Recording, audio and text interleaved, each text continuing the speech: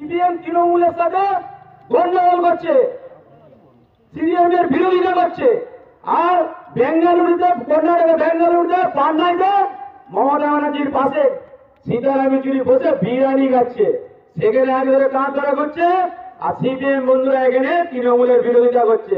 CPM তৃণমূলে বিজেপিকে হারানোর জন্য মনোহরপুর দুই অঞ্চলে 14টা সিটে সিপিএম তৃণমূলের সাথে চুক্তি করে বিজেপি যাতে না ভোট গ্রহণ করতে পারে তার জন্য সিপিএম প্রার্থী দিয়েছিল।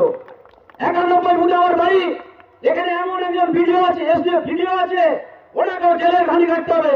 91 ভোটে 3 ভোটে হারি আমরা, সেটাকে 31 ভোটে লিখে অর্পিতা ধারাকে সার্টিফিকেট জয়ী বলে। আর আমাদের বিজয় পরাজিত প্রার্থী এখানে চায়নাবাগ উপস্থিত আছে, 3 ভোটে উনি হেরেছে, সেটাকে 31 ভোট করে। এবং শ্রীপুরে আমরা 10 ভোটে মাত্র হেরেছি। আমাদের দুর্ভাগ্যজনক, আমাদের যারা ভোটাররা হাতে টিপ দিয়ে ভোট দিয়েছিল, সেই কারণে আমরা শ্রীপুরে হেরে গেছি। হারা প্রধান মৌসুমী ঘাটি, তোমার খুব বড় বড় কথা, তুমি আর কোটা দিন তাও আস্তে ওই সিট থেকে যদি না নামাতে পারে। আমার নাম শ্যামল কুমার সিং নয়।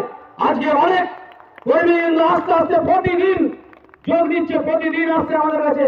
আমরা কাকে নেবো না নেবো চিন্তা ভাবনা করে নিতে হবে, নাহলে সে ডোম জুড়ে রাজীব কুমারের মতন হয়ে যাবে আবার।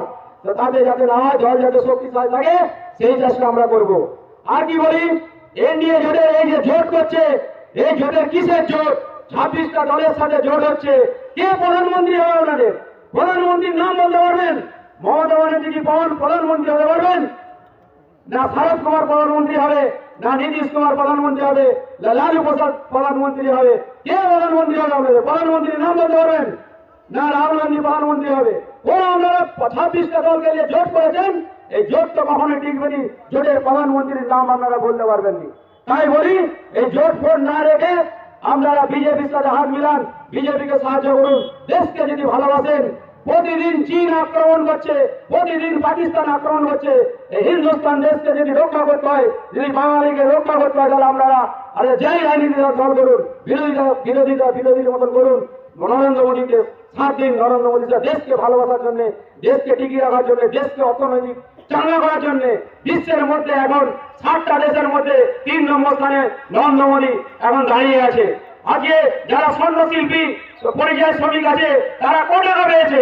যারা তৃণমূল করে তারা 50,000 টাকা করে অনেক কিছু সবাই পেয়েছে, কিন্তু সাধারণ পরিযায়ী শ্রমিক যারা সোনার কাজ করে তারা কেউ পায়নি। এটা খুব খারাপ লাগে আমার। আমরা যদি বিজেপি ক্ষমতা আসে মনোহরপুর অঞ্চলে, আমি এখানে কথা দিয়ে যাচ্ছি, কে তৃণমূল, কে সিপিএম, কে কংগ্রেস, কোনো বাঁচা হবে না। সর্বস্তরে হবে, সবার কাজ হবে। যদি না হয়, আমি বেঁচে আছি, আমার কাছে তারা যাবেন। আমি কথা দিয়ে যাচ্ছি, কোনো পার্টি ভাবা হবে না। আর যারা জব কার্ডের টাকা পাননি, সেসব মানুষকে আমরা বলে যাচ্ছি, জব কার্ডের টাকা সবাই পাবেন। যারা প্রকৃত কাজ করেছেন তারা জব কার্ডের টাকা সবাই পাবেন। আর যেসব ভুয়া জব কার্ড আছে, সেই ভুয়া জব কার্ডের যদি নদী বাদ দিয়ে যারা সরকারিভাবে কাজ করেছেন সেই নদী যদি প্রধানমন্ত্রীর দপ্তরে পাঠিয়ে দেন, আপনারা 1 মাসের মধ্যে সেই টাকা পেয়ে যাবেন। কিন্তু তুষার বাবুরা আর জয়দেব বাবু আর জগন্নাথ বাবু এরা কখনোই চায়নি। ভুয়া নাম যে ঢুকিয়ে রেখেছে, সেই নামের টাকাটা না পেলে এদের জমিদারিটা কিভাবে চলবে, কিভাবে দত্তপুকুরে আমাদের কাঁচ লাগানো ঘর হবে, কিভাবে মনে কীর্তনটা করবো, সব হবে, সব তদন্ত হবে।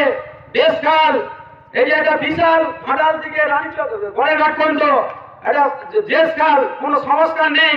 চাষিদের ধান হচ্ছে নি। আগে আমরা চড়াপুর মাঠ, বাইরের মাঠ, সিপিএম আমলে, আগে কংগ্রেসের আমলে আমরা ধান হতে দেখেছি। এরা যা এই তৃণমূল সরকার 2097 সালে 17 ডিসেম্বর সরকারটা জন্মগ্রহণ হওয়ার পর 2011 সালে সরকারটা যা এলো, মাঠে আর ধান হচ্ছে না। আপনারা বিগত দিনের কথা ভাবুন তো, তখন তো মাঠে ধান হচ্ছিল, এখন কেন ধান হচ্ছে না? লিগাসি ব্যবস্থা ঠিক নেই। লিগাসি ব্যবস্থাকে ঠিক করতে হবে।